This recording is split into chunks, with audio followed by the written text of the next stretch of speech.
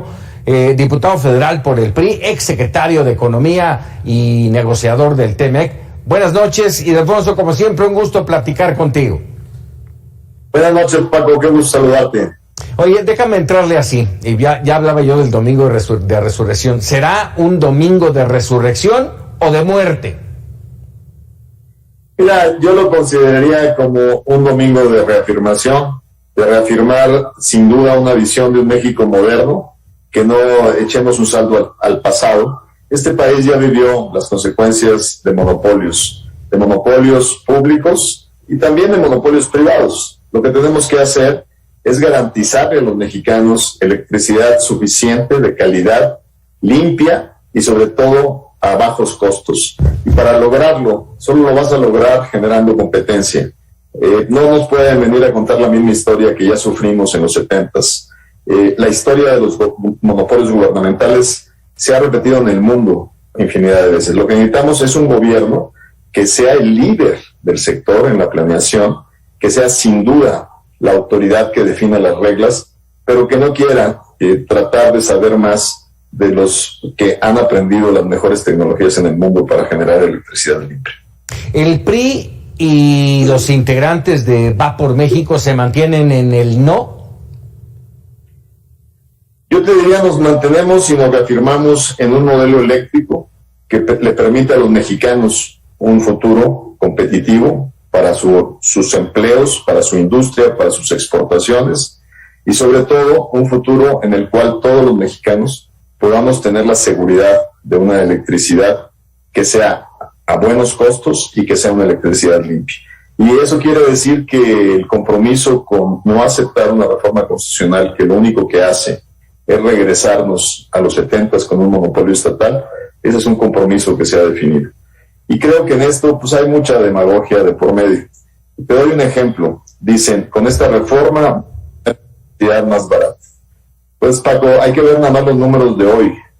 Le está costando al gobierno de la República el subsidio a las gasolinas y al diésel 1,500 millones de pesos diarios. Agrégale eso los 480,000 millones que pierde Pemex diariamente. Estamos hablando que hay pérdidas de 2,000 millones diarios. Esto es más que el presupuesto diario que tiene la Secretaría de Salud, la Secretaría de Educación y el CONACYT. O sea, ¿por qué no le decimos a la gente la verdad? Que la única manera de mantener precios bajos de manera artificial con una empresa inefectiva es contra sus otras necesidades, presupuestos en otras áreas esenciales para la vida de los mexicanos.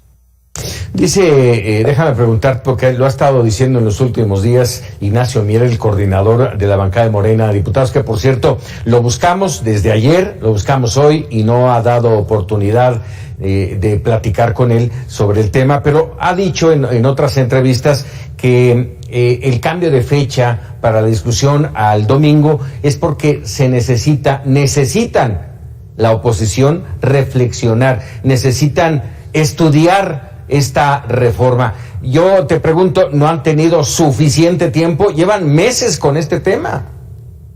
Y si agregas el debate que se dio en la legislatura pasada en la ley eléctrica, que en esencia es un debate muy similar, llevamos años.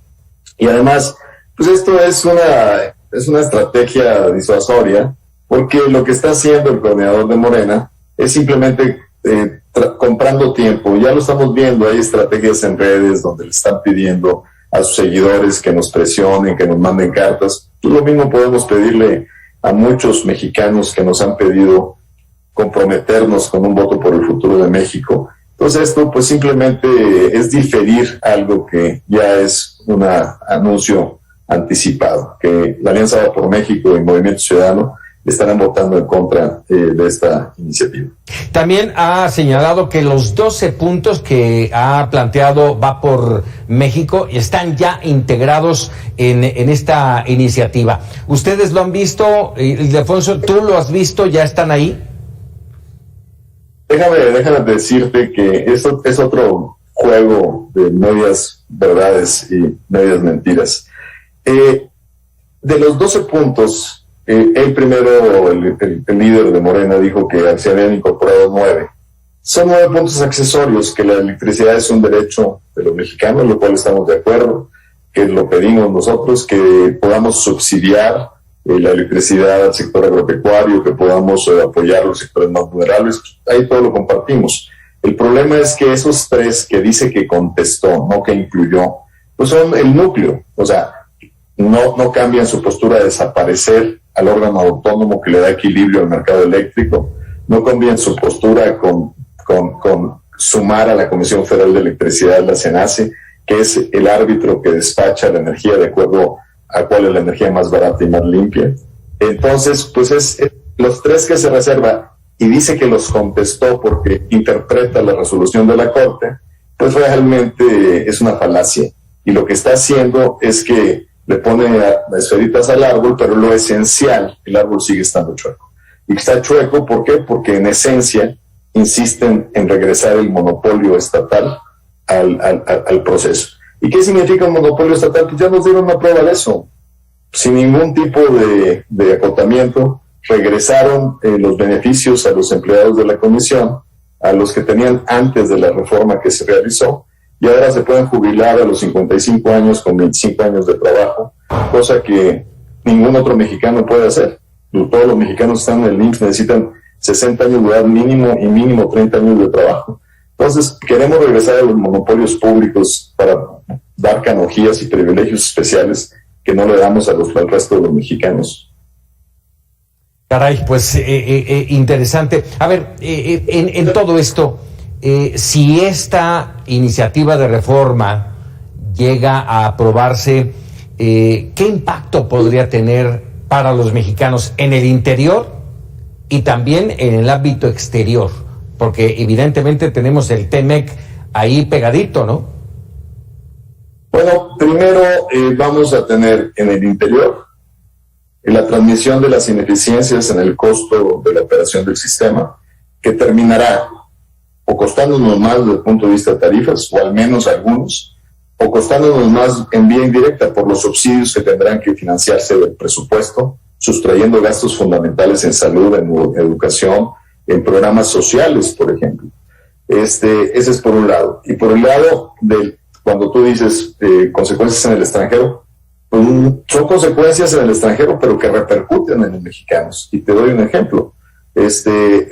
Nuestros compromisos en los tratados con Europa, con el Pacífico y con el TEMEC, con América del Norte, establecen claramente que si tú cambias tu marco legal y haces un retroceso en la apertura y en la competencia que se ha establecido en el sector y violas los derechos que se establecen para la inversión, pues puedes sujetarte a demandas inversionista-Estado, que las empresas que les cambiaste las reglas del juego de la noche a la mañana demanden ser compensadas, y eso puede costar cientos de millones de pesos que también saldrían del presupuesto contra el interés de los mexicanos.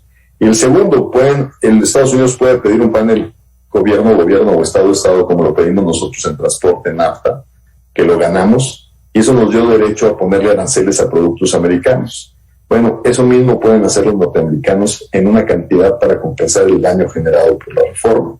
¿Qué implica esto? Que se pueden imponer aranceles a exportación de partes automotrices, tomate, aguacate, y en general afectando la creación de empleos bien remunerados en México. Entonces, estamos prácticamente dándole de patadas a uno de los sectores más importantes para el crecimiento futuro de México. Además, nuestro atractivo exportador y nuestra capacidad para seguir exportando dependerá de nuestra capacidad de hacer crecer las energías limpias, que será la demanda fundamental del mundo exigiendo exportaciones generadas con energías limpias.